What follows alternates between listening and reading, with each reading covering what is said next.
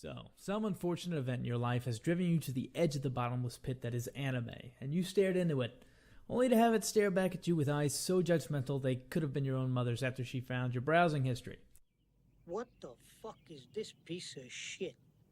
At first glance, it may seem like your only option is to go full suicide and jump headfirst, only to watch whatever your miserable body happens to land on.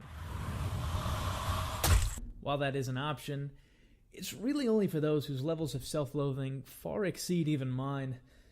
Maybe a friend, or someone who hates you and wants you to be unhappy, convinced you to come to this terrible place. They might have posed as a guide of sorts and given you suggestions, but this could really prove to be a problem for you if your friend happens to be a fucking retard.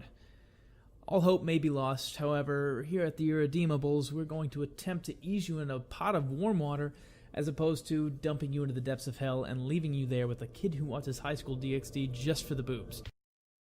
This is an actual person. I'm sure any viewer who has watched a fair amount of anime will have many of their own suggestions to provide, or if not, they'll just have negative things to say about whatever I name, supported by all sorts of intellectual reasons. But for the viewer who is actually new to the community, just know in advance that everyone here is useless, myself included.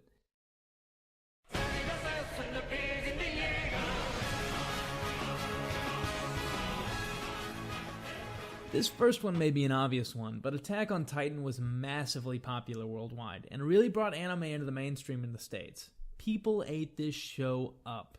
It's unique on my list because if it hadn't already proven itself as an introduction to anime on a ridiculous scale, I might not be suggesting it, but millions of people can't be wrong. Upon further reflection, when this show first released, it really renewed my interest in anime, and it was one of the first shows I really got in a community discussion about and started trying to predict what would happen next. It's a staple of modern anime, almost like required reading for a subject, except Attack on Titan is suitably enjoyable for almost everyone. This would be the non-polarizing, can't-go-wrong choice. But maybe you aren't after action. Maybe you're more of a romantic comedy kind of person. Well, rom-coms and anime are a treacherous bunch to navigate. They're filled with tropes and stereotypes that range from boring to disturbing.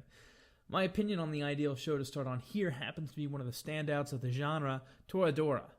The characters set the standard for quality. The show succeeds at evoking almost every emotion I'm capable of, all while presenting a story worthy of a rewatch. It introduces you to character and story stereotypes common in the genre with a polish few others can muster.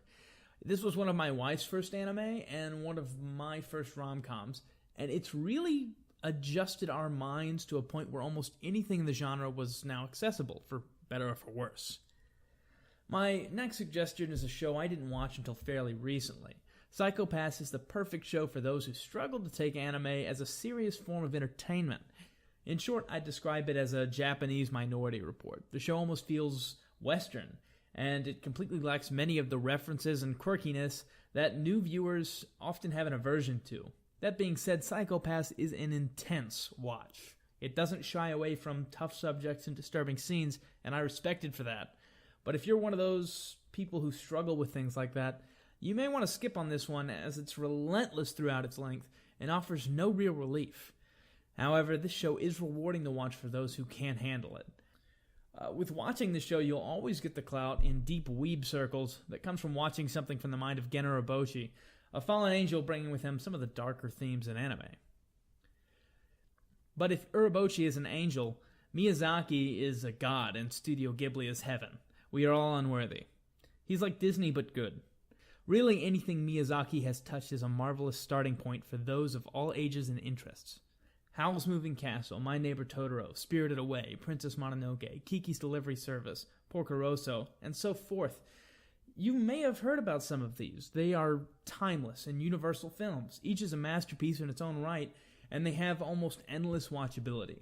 These are the superior gateway drug into the medium, much better than the shonen like Naruto and Dragon Ball that many of us watched when we were younger.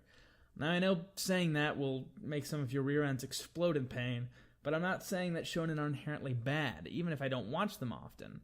I'll use beer to get my point across. Budweiser is like most shonen. It's cheap, so the barrier of entry is low, it's easy enough to consume, and it comes in a 36-pack, so there's always plenty of it to go around. Snobs may complain about it, but there's mostly nothing wrong with it, and there's plenty of enjoyment to be had.